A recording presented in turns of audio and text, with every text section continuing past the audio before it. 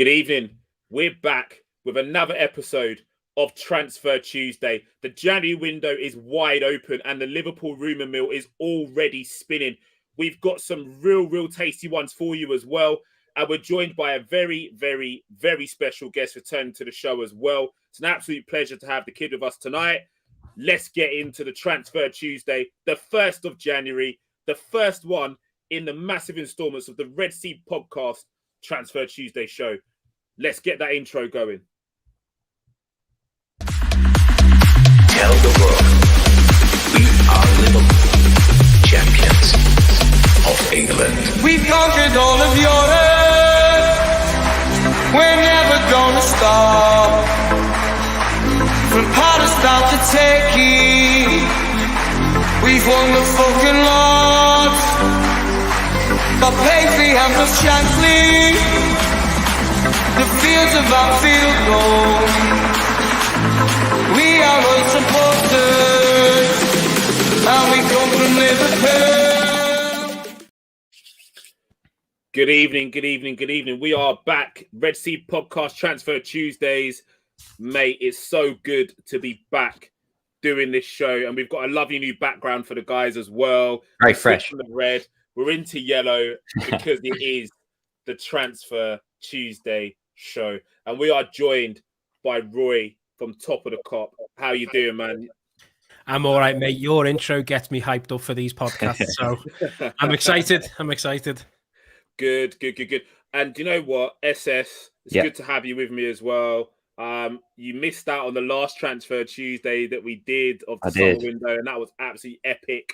But it's good to have my main Cody by my side doing this show because we really get into it. And guys, if you haven't joined one of our Transfer Tuesday shows before, where have you been? Because I'm telling you now, this is the best in the business.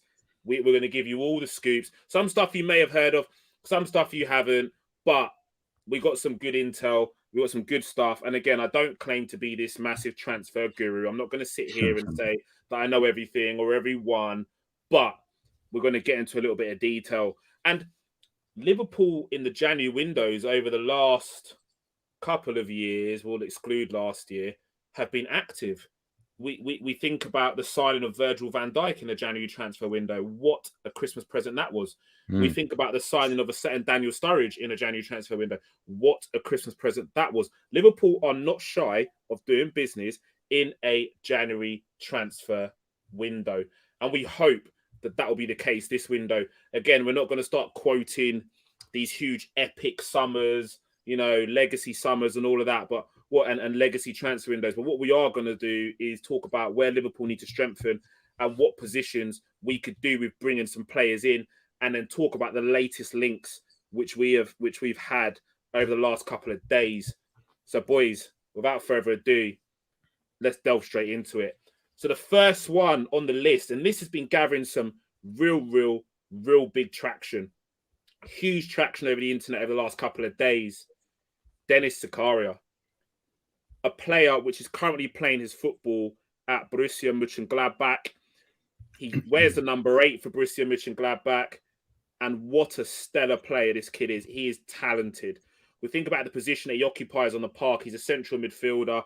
He plays more as a DM than anything else. And people go, well, we've got Fabinho as a DM, but we don't have any coverage necessarily in that position. And before we really delve into Denis Zakaria, let's think about Fabinho's last performance in a red shirt. If we're being honest, guys, it's the worst we've seen the kid play, to be fair. But I think he looked tired and he looked leggy in that performance. I also don't think some of the performances of his colleagues helped him. In terms of what he, the level of performance he displayed on a park that night. I mean, Roy, do we want to relive the events of the Chelsea game and how we let a 2-0 lead slip to 2 sensational undergoals? I mean, talk to me about it quickly. I don't want to. No, I'm only joking. Yeah, there's been I'll brush over it slightly. There's been a bit of a fallout regarding the midfield, and obviously the Chelsea game, and even the Tottenham game, and even the Leicester game. Our midfield is aging, and as you know, I've made a video on the 4-3-3 formation. I feel because of our current age in midfielders, I feel like it's getting too much of a task for them to do. So that Chelsea game showed so many holes in our defensive frailties when it comes to the midfield, tracking back, helping Fabinho out in loads of ways. Milner and Henderson. Well, Milner, I actually thought he had a good first half, apart from the free kick he gave away. I thought he'd done really well. He picked Kante's pockets a few times.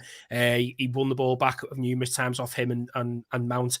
But he is 36. He's been an absolute amazing signing for Liverpool. And I think it's fair to say this is probably his last playing season for Liverpool. I think, I've been watching a few journalists talk or speak on it, and they seem to allude to that as well. Henderson, you can write him off if you're the skeptic, like I've seen on Twitter. You can say he's going through a bad patch. He hasn't played well since the Everton game, if we're being honest. And whether that's to do with his illness that he's had, I'm not saying it is. But, there's factors that we may not know about. He may be carrying a little knocks, whatever. But, I've noticed, especially in that Chelsea game, obviously the tracking back of those players to help Fabinho out, who, by the way, as you said, he's looked quite sluggish. He's not looked at his best. He's been getting caught in the front of the back four with the ball a few times. As a whole, the midfield is just not working. And I feel moving to a 4-2-3-1 formation, put it this way, if it was Chelsea or Man City, they could just go right. They could rectify it. They could go right. We've got 3 midfielders who played there against Chelsea. They didn't look great. Let's go and spend 150 million on 3 new centre mids who are 5 years younger, who have got legs and can do that. We can't. We don't have that. We don't have that, obviously, ability to go out and do that. So we've got to start looking at formation changes to get the best out of our aging midfield. And I think 4-2-3-1 does that. And then when you said that we were talking about Denis Zakaria today, I was like, oh yeah, that's a name I haven't heard for a while. And I've seen someone tweet he's going for 6-7 million, because obviously he's going for a free in the summer. And I was like, bringing him in for 6 or 7 million could mean we could still play the 4-3-3 formation. When Fabinho is out, there's a massive drop when it comes down to a defensive mid, and it's an important part in our formation. He would solve that. He would also help at that left centre mid position that's never, ever been nailed down through, obviously, the players coming in, the personnel have been injured too much. And I just think it'd be stupid not to sign him, because 7 million, and even if he was a flop, you're still going to get more money for him, even if you sell him in a couple of years. But he's 25. His injury record is okay. He's had one long-term injury, which he doesn't seem to have any repercussions from. He reminds me of a Yaya Toure-style player, mixed with a bit of Konate, the way he's bullish on the ball. I know, when Konate wins the ball back, he puts his strength, and he's got a lot going on for him. He's got great pace. He's got great strength. He can turn in tight areas when he's got 2 or 3 men around, the way that Wijnaldum used to do. And I think since Wijnaldum's left, although I thought we would change for that, we haven't replaced that engine in midfield. It's the only thing that Liverpool failed to do in the summer. And yeah, it's a snip. We need to get him. So do you know what? You've led on fantastically to where I want to bring SS in, because SS is cheerleader and lead of the Wijnaldum fan club. I don't know if any of you knew this, but he's the CEO, the founder of the Wijnaldum fan club. And when I dropped this in SS's inbox, and I was like, dude, if we bring this lad in, all of your problems are solved, and you will never speak Gini Wijnaldum's name ever again. SS was like, Thiago's father, shut up. Like, TF, shut up. It could never be in a Wijnaldum placement. No one could ever be as good as Wijnaldum. Wijnaldum is king and lord of the whole entire world. But SS, I'm sure that you can even say, and like we said before we got into the show, it's very, very difficult to judge performances based on clips. But I've watched the kid because I watched the Bundesliga. He's a sensational player. Really, really good, young, up-and-coming talent. Full Swiss international as well. And the Swiss are playing some decent football, to be honest. When they're in the major tournaments, they're actually half decent. And if him anchoring that midfield, playing against next to Granit Xhaka, he must be doing something very, very well, because Granit Xhaka is horrendous. So let's give you the floor, SS. I mean, based on what you've seen, do you think that he's got those credentials that Roy was talking about? The ball retention, the pace, the power, the athleticism, that I concede, even though I've always said we've moved on, Liverpool 2.0, Thiago, so on and so forth. We do miss that, that guile in midfield that we had with Ginny, where he would chase every lost cause available. No, I mean, I agree with a lot of what you've both said. We have missed that energy, that engine, and that's a big way of where we've had our success in the previous few years with that kind of player. And we've tried to bring in a Thiago who's totally different style. We tried Elliot at the beginning, who was a little bit more energetic with his youthful age. But I still feel we're missing that third left centre midfield position, because Curtis Jones has had his problems. Keita, Ox, Milner's can't play every week. And I don't want another number. I want quality now. We've already got 6 or 7 or 8 centre midfielders, and we can only really rely on 2 to ever actually be in form and available. And you mentioned Fabinho is in my opinion the best CDM in the world, and I think it's very harsh. I don't think he was that bad against Chelsea. It wasn't his best game. I don't think he was any worse than a 5 or a 6 out of 10. I don't think he was any lower than that. But it's we've seen at times this season, last season, when Fabinho isn't there, when he's in centre back or he's missing altogether, we look totally different. We look complete mess. There's nothing in there. And Henderson does well going in the CDM, but he plays it very differently. He's very much a deep lying playmaker rather than a Hoover, if you like.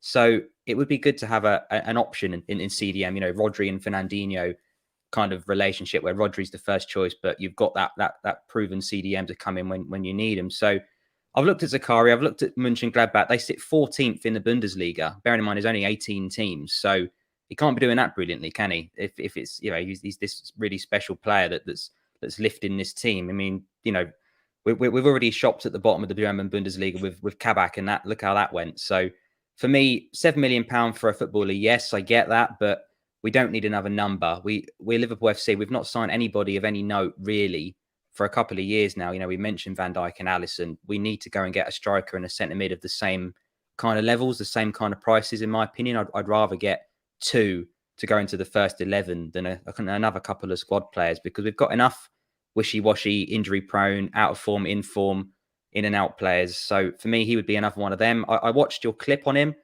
Very Naby Keita vibes. I remember watching videos on him at Leipzig, and he looked like a well beater, and I've still not seen it in the Premier League. So I don't watch a massive amount of Bundesliga football, but looking at the stats again, he's only played 9 of 17 in the league this season. We don't need another person that's only available every other week. We need someone to replace Gini Wijnaldum, who played 51 games in a season. So for me, it's a no. I'm not saying he's not a decent player when he plays, but I don't think it's what we need. We need someone to come in and really grab hold of that shirt, that Genie shirt, because nobody's done it yet. Whether that's injuries and form, and Roy mentioned Milner's been chucked in against Chelsea from the start. I mean, I understand needs must with injuries and COVID, but if we're really going for the title, we shouldn't be going away to Chelsea with James Milner starting in the team. So we definitely need a midfielder to come in, but I also feel we need to ship a couple out and then actually maybe spend more than 7 million. Let's raise some funds with Keita, with Ox. There's 40, 50 million. Let's add 20 million on top of that and see what we can get. I like Yuri Tielemans, which I've mentioned, but I'd probably prefer someone like Frank Kessie from Milan. He's played 16 games in Serie A. They sit second, and he's already scored 5 goals. He's very similar to Zakaria and to Gini, but I think that level above. He's got that quality. He's done it in Europe. He's box to box. He can play CDM as well. He's got a few different feathers in his cap as well. So for me, Zakaria is all right, but even you mentioned the Switzerland games in the Euros, he wasn't a key player. He didn't play every game in the Euros for Switzerland. He couldn't actually get in the team every time. So 25, he's not going to get any better. So for me, it's a no. Do you know what? I take on board everything that you're saying there, and there are, and I will concede, there are players that potentially are in the market. I think the difficulty with someone like Kessie, with someone like Tielemans, and there are others, Basuma, of similar ilk. And Roy, I'll come to you on this as well. The key thing is value in the market. And yeah. I said this to you, SS, when we initially discussed this. We look at Tielemans, fantastic. He's got 18 months left on his deal. That's correct, isn't it? 18 months left on his deal. Kessie, I think, is another one with 18 months left on his deal. at Milan as well. But we look at where AC Milan are currently positioned in Serie A. They're fighting it out for that European potential title spot. AC Milan are at a point where they could transition in the same way that Inter Milan transitioned to being title winners. They are very, very close to that next step of being title winners. I mean, Kessie's contract expires this summer. I thought Kessie was a striker. No, Kessie sent a midfielder, box to box, like a Basuma type player, CDM. Or a CDM. Yeah, is there two Kessies that play for AC Milan then? I don't know. Very good question. Yeah, there's definitely a striker called Kessie who plays for AC Milan. Possibly. I don't watch enough Serie A to know. To be fair, so guys, that's not a slur on my football knowledge. I just don't. Patrick Kessie. Oh, there you go. If that's not the one you're talking about, is it? No, Frank. I'm on about Frank. Oh, I thought you were losing it. No, there you go. Patrick Kessie plays up front. He keeps Ibrahimovic out the team. Oh, there you go. So they could potentially afford to lose one of them. But I think with Kessie, there is potentially, and this is what I'm saying, value in the market. We know, and again, sometimes to our aid, and also sometimes to our detriment, the way that FSG operate. They look for value, and they also look at risk-free transfers. The kid would represent, Zakaria would represent a risk-free transfer. Again, his contract runs out in summer 2022, and it is rumoured that he's refused the new deal with Borussia Mönchengladbach, along with Matthias Ginter, who is rumoured to potentially be signing a deal, Matthias Ginter, with Inter Milan. That rumour is swirling. So it seems like there's something happening at Borussia Mönchengladbach, which Liverpool could potentially take advantage of in this current window. If we wait till the summer, the papers have linked numerous clubs with Zakaria. His stock is very, very high at the moment. Ralf Rangnick at Manchester United is thought to be an admirer. Barcelona are thought to be admirers. Real Madrid are thought to be admirers. You know, there are Bayern Munich also are thought to be admirers. You do not get that much attention if you are not a decent player. Yeah. So again, Paul Smith, you make a really, really good comment here as well. Ryan Gravenberch, we spoke heavily about Ryan Gravenberch in the last Transfer Tuesday series, which we did in the summer. We spoke about we spoke about all these, Kamara, Frankie de Jong. We spoke about all of these as well. Chimeni as well. Yeah, we spoke about all these guys. Fantastic, fantastic talents. But again, Roy, I'm going to bring you in. Value and risk-free transfer in the market. Zakaria, for me, it represents that model which we go with. Yeah, no, like, do you know what? Like I said before, and as SS has said, I would love Liverpool to go and spend 50 million on Gravenberch, 50 million on Frankie de Jong, and replace our whole midfield. But FSG are just not going to do it. I have now come to the assumption that we're a selling club before we can buy to a certain extent. Our signings of Alisson and Van Dijk only came around because of Coutinho. Let's not get that misconstrued. FSG didn't go, go on, you can have 150 million regardless if we sell Coutinho. Klopp knew what was going on in that situation. So I would I'm going to say it again, I've made so much content on Ryan Gravenberch about how he is Genie Wijnaldum. When we had Wijnaldum, how he'd be an understudy to him. Him, Jude Bellingham are my main two midfield options for Liverpool. Young, talented, under Klopp, they both would absolutely flourish. But I have got me FSG being Tramp's cap on, and we're not going to be able to afford all the players that we want. So my issue is, if the drop-off after Fabinho is massive. If he's injured, we haven't got an out-and-out defensive mid. If Robertson's out, Shimikas comes in. That's the perfect solution. Either of them, there's no drop-off in between them. They're both brilliant. They're both getting game time. So at this present time, we're struggling in midfield. And I just think 6 to 7 million on Zakaria for obviously what he can offer us, even if it's just a backup. You know, if even if SS is right, even if he is not good enough to be a fully fledged midfielder for the next 5 years, which I think he can be under Klopp, he could still cover when Fabinho's not at it, or he's injured, or if he gets a red card, for instance. If we take a £6 million gamble now, it could obviously can protect us to the end of the season. I just think it's a no-brainer, as you say. It's just a risk-free transfer. But in the last few no-brainers we've done, Shaqiri, Minamino, just filling up a squad number. Just pointless signings. Minamino, yeah, I wasn't a big fan of that. I liked Shaqiri though. I'm not gonna lie, I did like Shaqiri. I think what we got to consider, and I know Minamino gets hit with a lot of stick.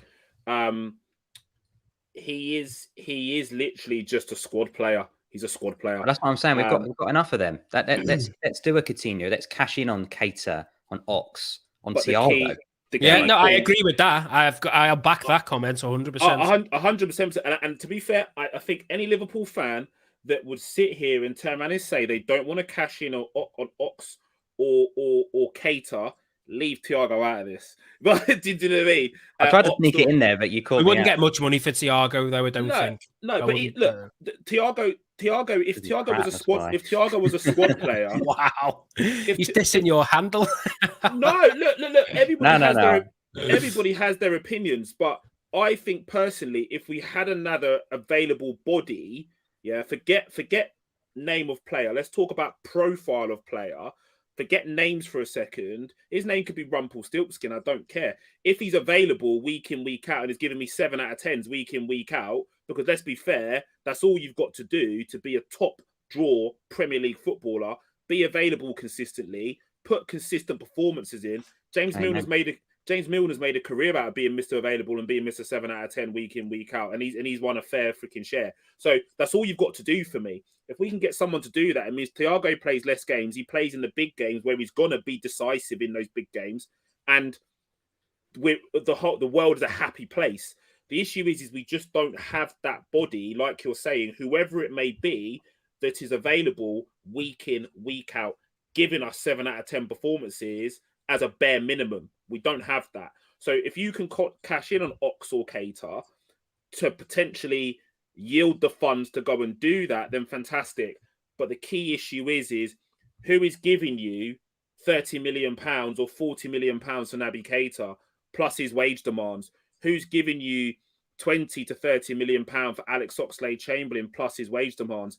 Liverpool have always had a way of finding that club, which is kind of like our victim. Yeah. Bournemouth were our victim. Dominic Solanke, go and have a bit of that. Who else did we send them? Brad Smith, go and have a bit of that. Newcastle have done Trippier today, so maybe we need to cash in. I mean, it's Eddie Howe again, which is the manager that bought all those players. So we kind of need to find that club which we say, do you know what? We got a couple of players. I know that you're in need. Do you fancy it? The last 2 markets have been very, very difficult places because of COVID. Been a very, very tough place in the recent market. There's not been much value in the recent market because a lot of teams have just gone, we're not spending anything. We're not letting players go. So we're in a very, very tough position where that's concerned. Utopia would be, ship them out, get something new in. I mean, but even this summer, didn't we basically break even or even make a profit because we bought Konate in like May, and then the entire rest of the summer was just, can we get rid of Wilson? Can we get rid of Shaqiri? Can we get rid of this guy? Can we get rid of that guy? So you know, at some point, FSG do actually need to be owners of a top 4 club and go, we actually need to put our hands in our pockets, other than building a stand, which I'm pretty sure is being funded by Liverpool FC anyway. I used to think like you, but I just don't think they won't. They will SS. I just don't think. I think I agree with you. You can accept who they are, but you can't let them off because of that. No.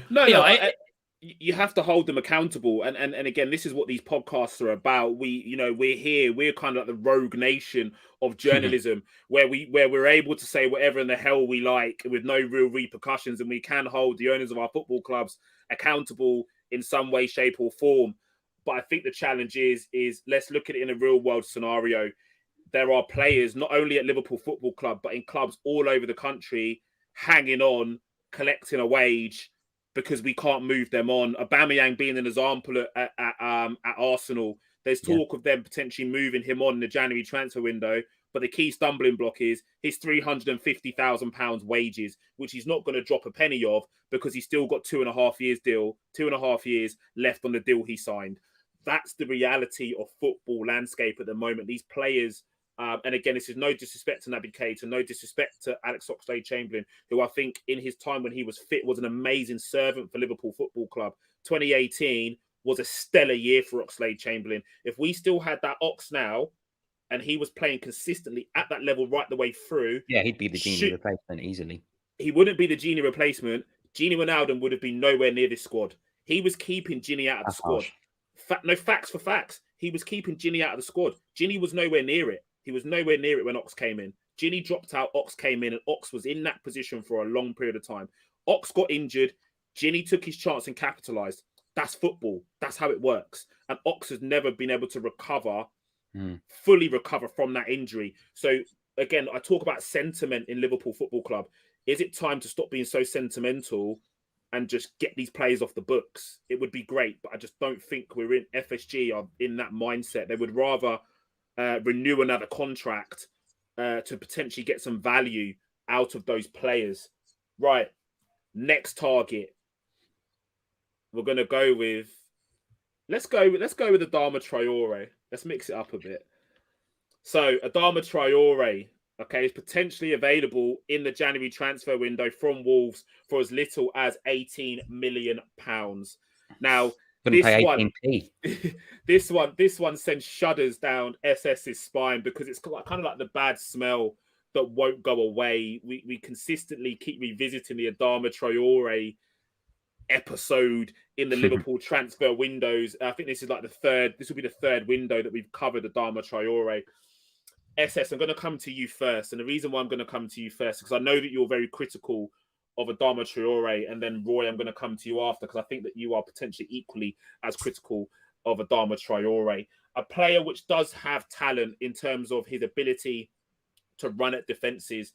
And my take on this would be he's a very good option off the bench at 70 minutes when Jota's been running at you, Mane's been running at you, and Salah's been running at you. He gives you something different. I don't think that he's of the caliber of the level to replace anybody in that four we have at the moment, but he's something different. And again, at £18 million, I struggle to see better value currently in the market if we're going to delve into the market in this window. SS, take it away. Value is an interesting word to use when describing Adama Traore. This season, 18 appearances, 0 goals, 0 assists, and he's not actually in the first team for Wolves either. So Liverpool are not in the business of signing shit players. He's absolutely woeful. He's actually worse and getting worse with every season that goes past. He was kind of this big flop that ended up at Middlesbrough at one point on loan or something and did nothing there. And then suddenly he kind of had a little bit of a purple patch at Wolves, put all this weight on, and everybody was looking at him saying, yeah, okay, he's got something a bit different. There's no other players with this kind of body shape and this kind of speed. And everybody kind of went crazy on him because he got, a couple of goals and assists in a couple of months. But overall, 158 appearances in the Premier League, 7 goals. It's not good enough. 14 assists, in 158 games is not what we're looking at for Liverpool. You look at Diogo Jota's form for Wolves before we signed him. You got 9 in 33 and 5 assists. So that's 14 involvements in 33 games. Almost every other game, he's getting a goal involvement at Wolves. Who, when Jota was there, were a newly promoted team. They were within their first couple of seasons in the Premier League. So, Jota was Wolves' best player. Liverpool bought him. That's where we need to be. So, for me, Adama Traore, he came on against Man United last night, I think it was. Woeful. Literally, he kind of gets the ball on the halfway line, might beat the fullback with pace, and then he kind of just goes all jelly legs, got no idea what to do, miscontrols the ball off for a goal kick. He had a chance to put a cross in, didn't do it, waited, gave the ball away. There's just nothing there. How on earth he's got this far as a professional footballer, I genuinely don't know. There's no end product whatsoever. It's just a complete waste of time to talk about. I mean, he's not good enough for Wolves, let alone Liverpool. Do you know what? I agree with you. I agree with everything that you just said there in terms of end product, in terms of finishing. But I agree with 90% of what you just said there. But looking at it subjectively, I think his game suffered massively with Yao Jimenez being injured. I think his game suffered massively because when Jimenez would drop in short, Adama would go in behind. It would create the space for Adama to run into. Jimenez isn't dropping short anymore. Jimenez is going in direct, which is the style of play under Bruno Lage has changed massively. Yeah, I think also in the last throws of what's their last manager's name? What's his name? The one that went to Spurs and flopped it. The old Wolves manager. Doherty, wasn't it? No, you mean the old manager? Yeah, Santos. what's his name? Nuno Espirito. Yeah, Nuno Espirito Santos, excuse me. In the last season of Espirito Santos, they were basically in survival mode. They were trying to consolidate because they didn't have a vocal point. And Adama's game suffered for that. I also think as well, Jota leaving played a part in Adama's game suffering. So I think personally, we're looking at it thinking that we're trying to sign a player to replace a player we've already got. I think he would be a good squad player. He's not good enough to start in that Liverpool team. He would never take the place of Jota, Mane, Salah, Firmino. He's not that good. All it does for me is gives us a slightly different dimension to come off the bench. And if we think about Shaqiri, bringing Shaqiri in, it failed. It did, he scored a couple of decent goals, but we just didn't, or important goals, but we just didn't play to his strengths. Yeah, we didn't play with a number 10 in the way that Shaqiri played. The one time we did do it, though, in the United game, he pops up and bags a couple of goals. You know what I mean? And he was doing it. And Barca pops up, bags a couple of goals. The one time we altered the formation slightly to fit the mold of Shaqiri, he scored, which was very, very interesting. But in the way that we played, we were trying to play him off the left, off the right. That's just not, that wasn't his bag. That wasn't his game. And ultimately ended up with him moving on. With Adama, if I can imagine Firmino dropping deep, a defender following him and leaving acres of space for him to fuck up an open goal. Well, potentially, but leaving acres of space for that man to run into and terrorize fullbacks and terrorize defenses for 20, 30 minutes of a game. I do believe there is potentially other candidates out there to come in, but when I think about personnel and value, £18 million, and I think we would, again, if it flopped, like Roy said, we would recuperate all of that. Again, it's a risk-free transfer. We need to change this channel to Netto's, don't we, with the yellow and black? That shopping in the bargain buckets every single position. Dude, at the end of the day, I believe personally that football has changed. It's a system game, and all you've got to do is find the right pawns to fit into your system. Gone are the days where we're looking at these flair players who, Mesut Ozil being an example, wonderful flair player, but flopped it realistically when football changed on him because he was a 10. Football doesn't equate to a 10 anymore. Think about Di Maria as well. Couldn't cut the mustard at Manchester United because football had changed. There's numbers of these players out there which are all ultimately who can't reinvent themselves, which become redundant. So if you've got a system which you can employ against a specific opposition to get the best out of that player, you could see a very, very different Adama Traore based on what we're seeing at the moment. Roy, what's your thoughts?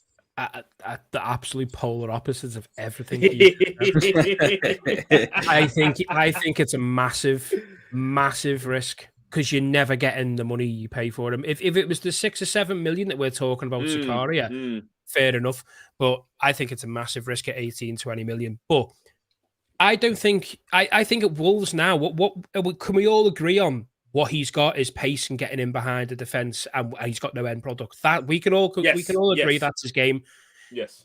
Every team that play against Liverpool is basically playing a low block. He's never going to get those opportunities, and especially if what you're saying, we need to use him as an impact sub. The only way he's getting game time is if Liverpool are chasing a game. If Liverpool are chasing a game, seems often right now. The team are going to be sitting 8 men behind the ball. Adama Traore would be the person who would replace Mo Salah. No one replaces Mo Salah. It's just the worst business. And the worst link that I've ever seen from a Liverpool perspective. It just does not make any sense whatsoever. It seems, and when you have finished, Blue Chips gave you the perfect segue to our next transfer target. He fully has, and I'm in the process. Of putting that up. So talk amongst yourselves about Adama Traore for a moment. Talk amongst yourselves. I think me, SS, totally agree that it's just...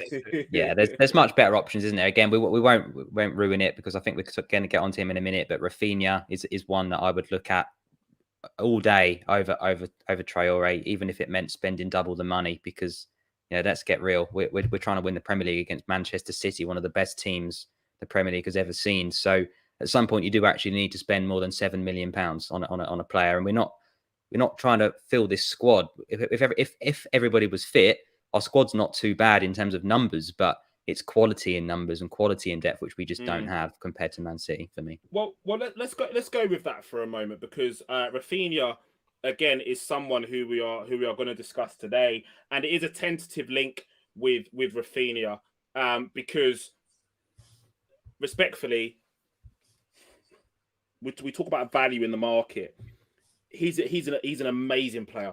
Let's look at what he's currently doing with Leeds currently in terms of goal involvement and goals. He's their highest scorer at the moment. 8 goals in 17. 3 of them are penalties, but Mo Salah's also penalties on his. As long as you're putting the ball in the back of the net, it doesn't matter. I don't subscribe to this whole. He only scored 12 penalties. I don't care. He's averaging 180 minutes per goal, which is a goal every other game. A team that are getting battered 7-0 at times. So exactly. For me, all day long, he's in the Brazil squad for a reason. Yeah. And I think he'd be happy. I think, do you want to be the best player at Leeds and finish 17th? Or do you want to go to Liverpool and be a squad player? Because you look at Manchester City, they literally have about 7 options in that front 3 positions. We have 4. So you are going to get a lot of game time. Look at if you add up Origi's minutes, Minamino's minutes, Chamberlain's played in the front 3, and there you go, Raphinha, you're going to get all that. Mane's going to be hitting into his 30s. Firmino's not what he was. We've got African Nations Cups going on. We've got injuries. We've got suspensions. We've got rotation, which we need more of. We want to win 4 competitions every time we go into a new season. It's a no-brainer for me. If that's 40 million, 50 million. Totally. And I agree with everything you just said. The challenge is we are in a January window versus a summer window. I'd wait for him. Right.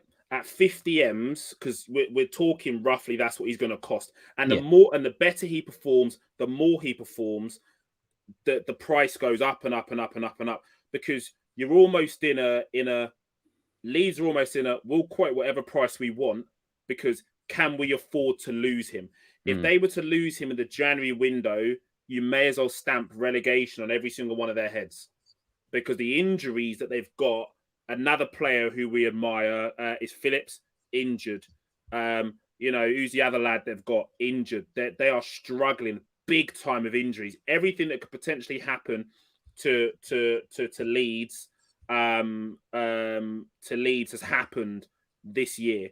But they knew they were going to have second season syndrome. But this is more than second season syndrome. Something isn't right. They're potentially looking at the manager walking away from the club at the end of the season as well. There's that going on in the mist. So Leeds are in a bit of turmoil. Can they afford to lose Raphinha in a January window, let alone a summer window, at the price which Liverpool are prepared to pay? I just don't think it's something which we're going to entertain currently in this window. So it's only very tentative with Raphinha. Roy, I'm going to give you a bit of a say on this, because I think this is a quick one, because the fee involved just seems astronomical for what we are likely to spend in a January window. I to be honest, again, I just allude back to the fact, if we're all talking about this Mo Salah contract and it not being signed and Liverpool looking to sell Mo Salah, then I'd understand the Raphinha shout, but we don't want that. We want to keep Salah. And our midfield is it's a It's priority. decimated. Yeah. It's a priority. If we're going to continue to play 4-3-3, as we've already alluded to, once Fabinho's out, the drop's massive. Our left centre mid never. In fact, we don't even know who our left centre mid. Thiago's probably put the better shift in, and he's not been available all season. Henderson. Well, when one of those players drops off, we have got massive holes in our midfield. That is our priority. And if we're talking about the likes of Jude Bellingham, everyone wants him. I think if you put a midfielder, everyone, he's going to cost you 100 million. And we're talking about pumping 40 to 50 million into Raphinha, who's going to be play second fiddle to Salah. Now, don't get me wrong. If it was Man City and we were in this situation, I'd be like, yes, sign him. It's great backup for Salah. But we haven't got that. Riyad Mahrez. This is the money they spent on Riyad Mahrez. We haven't got that luxury. And my only issue is, I think we'll sign 2 to 3 players this summer. And I feel we need to get rid of all the players we've mentioned, along with the likes of Minamino and Origi. Don't forget, we've got a wage structure. We can't just go out and give another player 150 million who's going to be playing second fiddle to a player who want to sign a 500 grand contract this summer. So we've got to be very selective of who we get rid of and be very shrewd in who we get in. And I think 2 midfielders and potentially a striker are our main priority. So for me, I'm not entertaining that at all, because I'm thinking, again, FSG aren't going to go out and splash all that cash. And again, that is the problem. And we talk about the big midfield. Player though,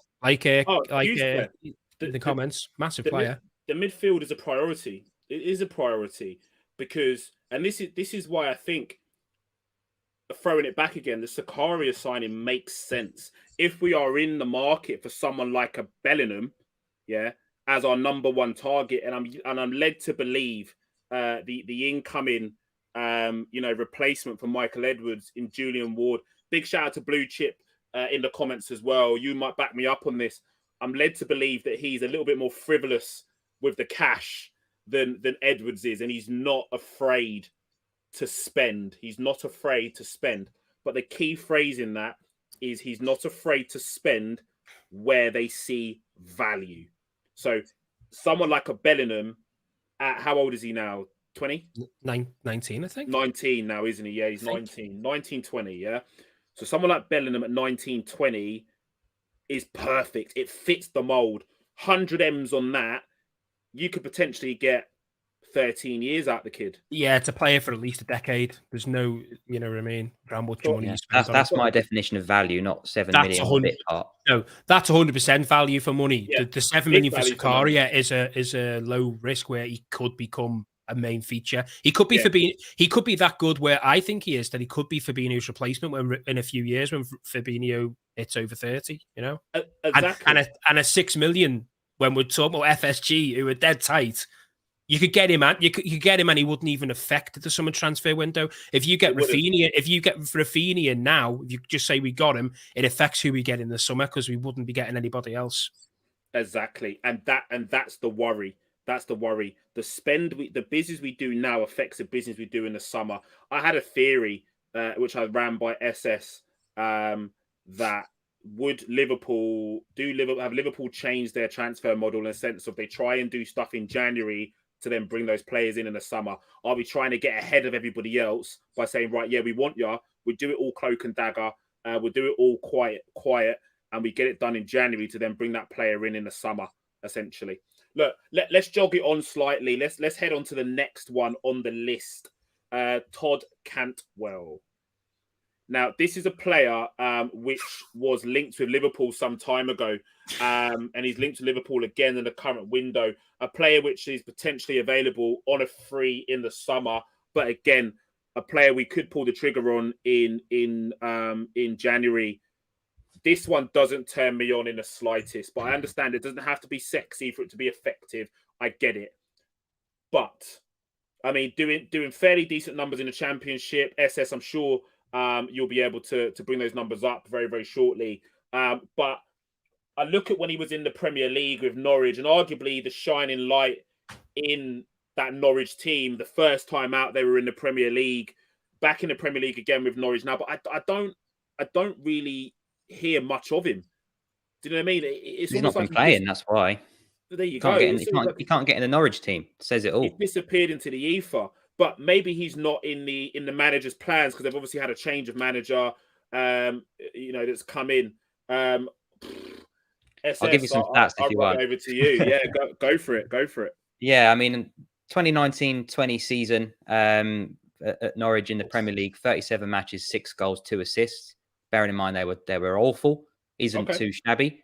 2021 back in the Championship, 33 games, 6 goals, 6 assists. In the Championship, it's not amazing. There's 40 odd games in there. That's all right for a midfielder. In the Championship, playing against Millwall and Preston, it's not. Championship's hard league, dude. It is, but we're talking about a player going to Liverpool FC. Let's get real. So this season, 8 games, 0 goals, 0 assists. Can't get a game for Norwich, who are one of the worst Premier League teams we've ever seen. Sitting on 11 points, unlikely to probably even hit 20, in my opinion, this season. So no, it's he could do with a move, but it's probably sideways or backwards, not up. Roy, talk to me. Do you know what? A few years ago, I thought he was going to be brilliant. I did. I when he first came in the Premier League with Norwich, he looked like a breath of fresh air, and I actually thought he'll get a move, and it just hasn't materialised for him. Now, I'm not going to lie, I haven't watched him closely since his first season in the Premier League, so I can't go and categorically say yes or no. But it depends. Like, it's a no in the sense of like ambition and going forward. But then if you want me to, let me see, we're thinking too small, like FSG levels. Yeah, I kind of agree with that. If we're going to sign someone like Cantwell, it is a very small step. Is it better than our current fringe players in the likes of Oxen now? No. Would he offer you more game time? As I say, I don't know too much about him in that sense. But he's a number 10. He's a number 10 with something we haven't really got since Coutinho left. And that's the only way I could say that's why we're linked with him. But Coutinho's available. You just stole my thunder. No. You just stole my thunder. For me, it's a low ball transfer, and we shouldn't entertain it in the slightest. Oh God, you literally just stole my absolute thunder. Sorry. We didn't plan to discuss this on the show, and we're not going to get into it on the show because I do not want the Liverpool fan base to hunt me down in my DMs and string me up. I'm not on it. I'm not here for it. But let's be very clear. Philippe Coutinho is also available. And again, I hate to say it. He has been linked once again in a major publication to Liverpool Football Club because the rumored amount is as little as £20 million. Could he potentially come in to provide cover? And this is very, very quickly. Could he potentially come in to provide cover for the AFCON, number one, and potentially be a rotational kind of squad player in and around that Liverpool lineup? I'm not keen on it because I feel that Liverpool have evolved massively and it would be a step back, but there's no denying the quality that he once possessed in a Liverpool shirt. Anyone can take the floor. Not for me. I'll be the negative one first. Not for me. The way he left, you can't forgive. You can't forgive him for that. And I think his best years are past him now. I don't think he'd be fit enough for Liverpool. Like, even though he was a great player for us, I always used to worry about his engine, especially when he first joined. Like, he seemed to get knackered quite a lot, and it'd be even worse now. I can't see it. I don't think it improves us. I think we need a young number 10, another creative midfielder in there. And as you say, our formation, even though I've been talking about going back to 4-2-3-1, we have evolved from that. And even if we did go back to 4-2-3-1, I don't think he wouldn't be able to stay fit enough for us, unfortunately. Off the left with Mo Salah central. So Mo Salah central, him off the left. You play Firmino in the 10. Yeah, and then you push Mane out to the right, or potentially, like SS wants, the Raphinha. You play Raphinha out wide, looking pretty sexy, that, isn't it? Don't get me wrong. His model, the model of person who can play out wide and play in a number 10 I like that idea of signing somebody like that, but just not him. I don't think we need him solely because we've got Curtis Jones, who is that Coutinho-esque kind of player. It's rumored his preferred position is wide left, potentially. And is it possible that we are considering the 4-2-3-1?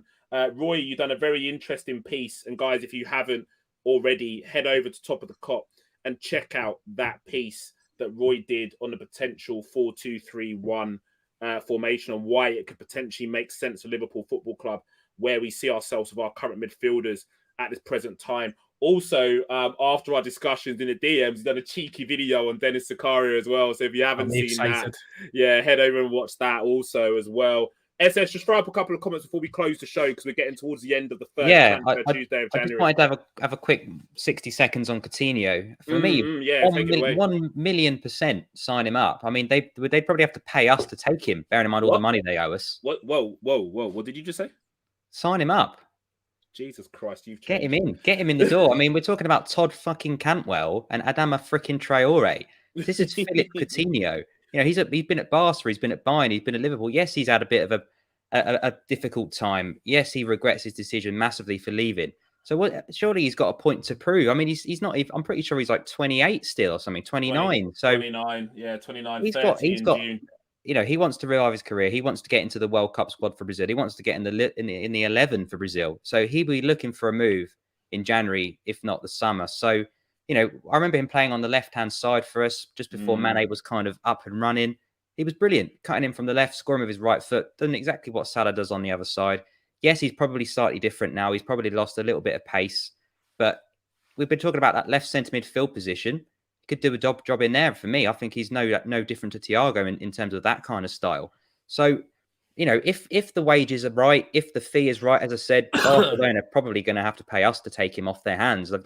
I think they still owe us about 30 million in the transfer. So why he's just a gift that keeps on giving. Like a couple of years ago, they owed us 20. Now, so he literally there's always money. Every somewhere. 5 games he plays, they owe us another 5 million. So I don't get why we wouldn't. He's proven that he's done it. I know it's been a few years, but players do come back. There have been players in the Premier League, even at Liverpool, that have gone and come back. Ian Rush is a prime example. Yes, they've not all left quite as Coutinho left.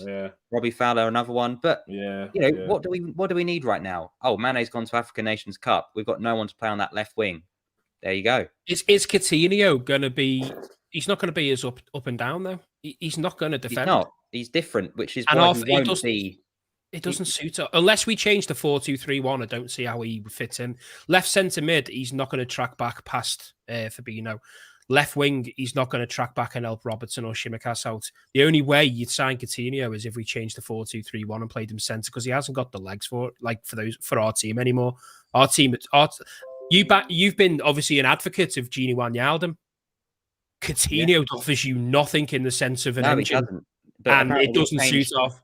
Apparently, we've changed how we play, and Coutinho. I'd like to see it. I'd like to see us change to a 4-2-3-1. I thought we'd get that with Thiago coming in, but it just hasn't materialised. Yeah, and I like the sense of obviously what Coutinho can offer, but in our current formation and our work ethic, it's a non-starter. I don't see where he starts. Look at that front four. Look at that front four we had before he left in January that season with Coutinho, Mane, Firmino, and Salah. The goals he was scoring was ridiculous, and they didn't all play at once. We rotated them. For me, again, if you add Coutinho to Jota, Firmino, Mane, and Salah, that's exactly what we need right now. And on that bombshell, that, ladies and gentlemen, was the first Transfer Tuesday of January. Guys, make sure you're locking into Transfer Tuesday. We'll be here every Tuesday of January, giving you the latest, the hottest, latest transfer news for Liverpool. Roy, what you got coming up, mate? Where can the viewers find you? You got another pod you're jumping on today, is there? I'm literally going to be jumping off this straight onto another pod, in 4 minutes' time. Day Trippers? You jumping on Day Trippers? No, it's on the Hassam's podcast. This is okay. I'm jumping over there. I don't even know what we're talking about. I'm literally going in blind. I haven't had time to look. Guys, follow Roy over to Sam's pod because Sam is a friend of the channel as well. Top banter king. Need to get him on. He does some good content. Listen, Hussam. That'd be good as for. It would be good. Listen, Hussam is dangerous viewing, man, because he's gonna he'll get ripped into me, and I just he'll get your views. To tell you that much, mate. Get him in. I love Hussam. I've got a lot of time for him, man. He's a top guy. And do you know what? We've got a running joke. I have tried to get him on before, but he's always like, you always tell me on the day, like, so you need to give me enough notice. So I will get him on at some point. So guys, if you're not already following Hussam, head over and follow him. Follow Roy over to Hussam's show in the next 4 minutes. So make sure you head over there as well. SS, what we got next? Because obviously there's rumors about the Arsenal game being cancelled. Yeah. So we don't even know if we've got a pre-match show or whatever. Not absolutely. So, it's I mean, tomorrow night would be our preview show after the Chelsea Spurs game for Arsenal, if it goes ahead, which Liverpool put in an appeal to get that postponed. So we will keep an eye on that one. If it does go ahead, we'll be on Red Sea full time on Thursday night. Straight after that, we're having a weekend off because it's Liverpool under 18s minus COVID against Shrewsbury, and then next Tuesday we've got Chris Pajak on Transfer Tuesday from Redmen TV. We have indeed. So make sure you're locking into that. It's going to be a great one. Thank you for joining us here at the Red Sea podcast for our first Transfer Tuesday installment of January. We are over and we are out.